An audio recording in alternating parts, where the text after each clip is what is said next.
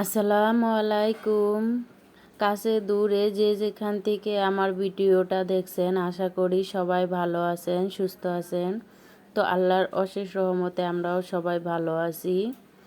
তো ভালো আছি বললেও ভুল হবে, কয়দিন থেকে এত বৃষ্টি একদম অবস্থা খারাপ করে দিচ্ছে।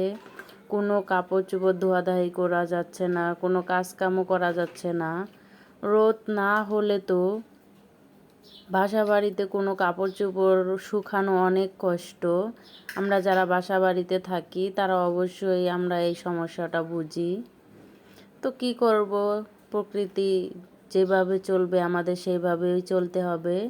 তো সকালে উঠে দেখি ধুম বৃষ্টি পড়ছে। তো বৃষ্টি দেখে এখন আমি এখানে এসে চা বানিয়ে নিছি। তো আজকে আমি রং চাই বানিয়ে নিছি। রাত্রে আমার প্রচুর পরিমাণের গলা ব্যথা করছে, আর আমি কিন্তু বেশিরভাগ রং চাই খাই।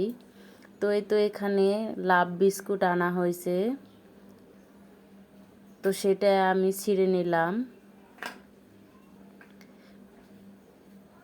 লাভ বিস্কুটগুলা খাইতে অনেক মজা।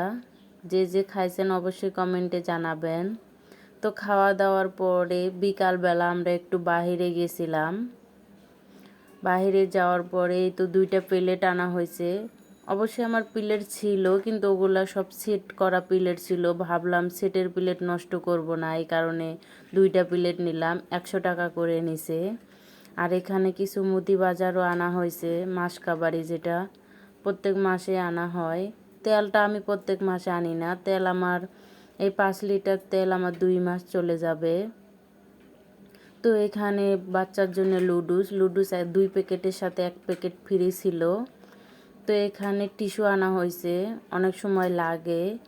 আর এই তো লাভ বিস্কুট আর 1 প্যাকেট আনা হয়েছে। বিস্কুটটা অনেক মজা। আর এখানে লুডুস, হলুদ, মরিচ, ধনিয়া আর এই যেগুলা বিস্কিট ছেলের জন্য আনা হয়েছে। তো এখানে সব রকমেরই বিস্কুট আনা হয়েছে। ছেলে সব সময় এক বিস্কুট খেতে চায় না, ও তো ছোটো মানুষ। ওকে তো এখনই অত পরিস্থিতি খারাপ বোঝানো ঠিক না, কারণ ও অনেক ছোট।